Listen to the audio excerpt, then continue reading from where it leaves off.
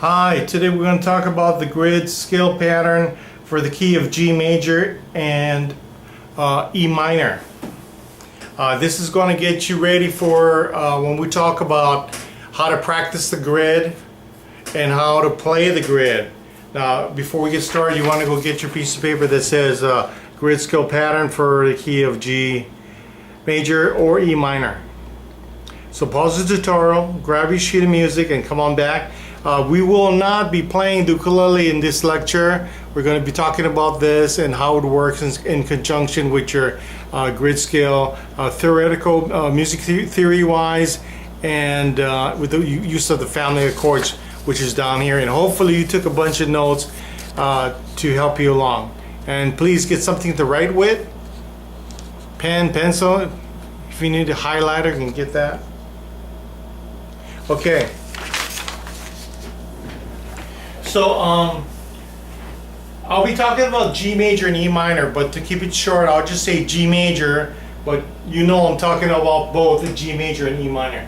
Okay, first of all, for the key of G major, you got one sharp. This includes E minor. You got one sharp in the treble clef, and making sure that on your grid pattern for the ukulele fretboard, you have marked off all your F sharps, okay? All your Fs are going to be F sharps. We won't be talking about the high G string because we won't be playing that, but here's an option. If you want to replace your high G string with a low G string, you're going to have a lot more versatility in playing the quarter work. So in other words, if you get a low G string, you can utilize all the notes, okay? But the reason why I'm not talking about it is because the majority of you folks out there, you may have a concert, a tenor, a soprano ukulele, and chances are you didn't change your G string or you don't intend to. So therefore, I'm going to just treat it as such. But I know a lot of folks who do get a lower G string from your local music store, put it on, and then you have a lot more versatility. So that's one route to go.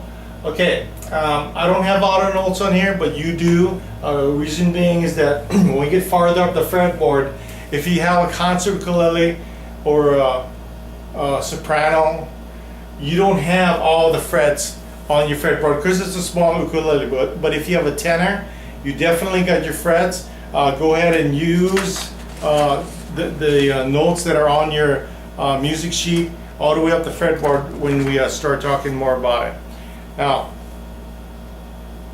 it's very important at this point in time that you have understood the lecture, the very first lecture of the series of this section that includes the G major scales, theory, and the family of chords. And they're located right down here on this page.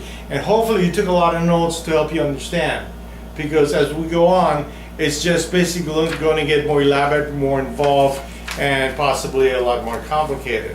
So you need to know two things. You need to know that this section down here, the family of chords that we talked about, works in conjunction or works together with the grid, this grid that we're talking about. So by knowing how it works together, it's going to help you when we move on to the next tutorial and the tutorial after that. Now, if it is not clear to you at this point, then you want to go back to that first tutorial in the series of the key of G major and E minor. Listen to that tutorial and get back to taking your notes to understanding the lecture that explains all of this, okay? That being said, I'm moving on. Okay, so what you want to do is when you're playing the grid or utilizing the resource of the grid is to think of the entire fretboard, including the G string up here, and all the way up as far as you can go on your ukulele, your instrument. And you want to be able to utilize the notes, okay? And think of them as one big resource, one big fretboard. Now, I know that can be overwhelming, so we're going to break it down into sections. and I'll explain in the next tutorial. But so far, up to this point, we covered the lessons about the basic G major scale, which is right here. That's your basic position, G major scale right there. So you already know a section of it, okay?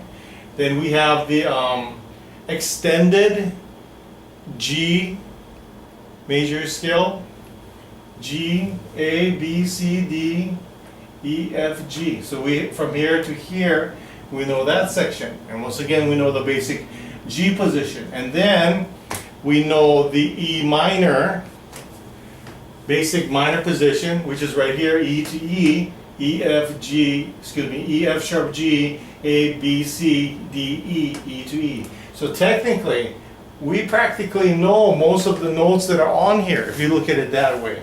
Okay? Now, what you want to be able to do is put those sections together, and then envision or see the entire grid by utilizing that. And in the next upcoming tutorial, we're going to show you how to break it down into sections so that we can start piecing it together and see the entire grid. Because the final outcome, when you play your scale patterns and everything, is you want to be able to see your entire grid, and utilize that.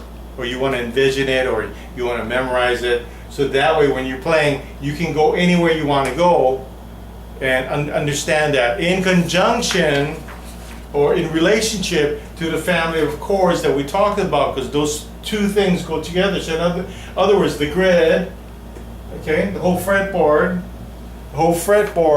and the family of chords go together. So by knowing what chords you can play with the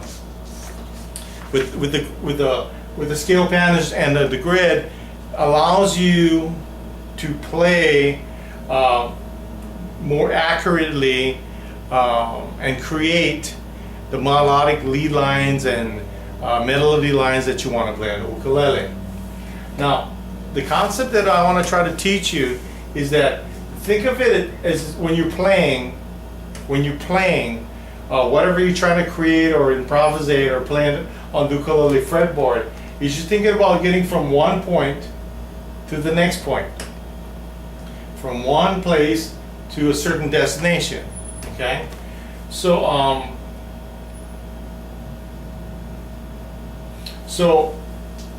I'm gonna just talk about G, getting from G to G.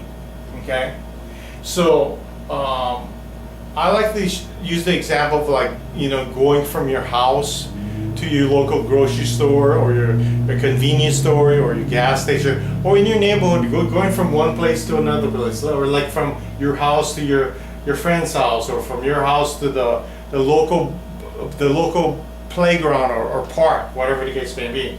So you're going from a G to a G. Okay. Now in your neighborhood, whatever destination that you're going to, you can go in various ways, you know your streets well enough in your neighborhood where you can go various ways to get to your destination. Same thing with using the grid, from going to one point to the other point, and I'm using the G notes to get to the next G note. There's various ways that you can get there. So in other words, in the key of G, and then you're using the certain family of chords, or you're using the certain chords that are in the family of chords for the key of G. Whatever notes you're going to play, okay, they're going to sound good. They're going to work, okay? So not to worry. So as you get from one point to the next point, think of how you might want to get there, okay?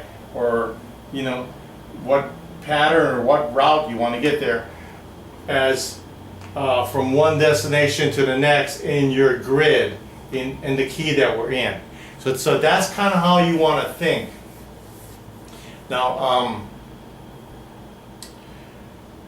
it can get overwhelming when you're thinking about the whole grid as such. So what we're going to do in the upcoming tutorials, we'll break it down into sections.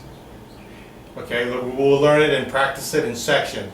But the final outcome or the goal is not to think of it so much in sections, but think of it as the entire area on the fretboard, or think of it like your home, the entire neighborhood that you live in, and that you know it so well you can get from one place to the other no problem. So that's how you want to think about it when you're thinking about the grid. Okay, so at this point you want to have some idea on how the family of chords on the bottom of this paper right here that you have, how the family of chords is relatable to the fretboard, entire fretboard for the key of G major. Okay, so these two things, this and this, they go together. So you should have some idea that the 1 chord is a G, the 4 chord is C, the 5/7 is D7, and in the family of chords, it's they go together. Okay, so this goes with this, and you can play this with this. See what I'm saying? Now, if that is unclear to you, if anything that I said to you, well, if most of what I said to you is unclear to you, you definitely need to go back to that first tutorial where I explained the breakdown of the theory behind using the fretboard, the scales, the family of chords, the keys that we're playing in. That first tutorial for the series of the key of G major, you need to go back to that, and you need to take some notes on this and kind of get a better understanding before you go on any further. Because if you do go on further without at least a basic understanding of what I'm talking about, then it's going to get challenging. It's going to get more difficult. It's going to get maybe a little confusing. The more you understand it, the better you can use this information, the better command you'll have over how to use everything and understand why are you using it, how are you using it, when to use it, etc.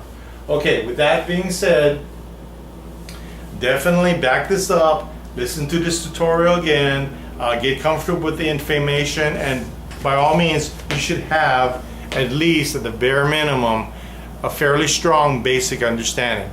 You may want to listen to this tutorial several times. With that being said, you decide if you need to go back to that first tutorial, listen to that several times, take notes on that, come back to this, etc. All right, so whatever the case may be, when you think you're ready, we'll see you for the next lesson where we'll show you how to practice the grid and show you how to break it down into sections.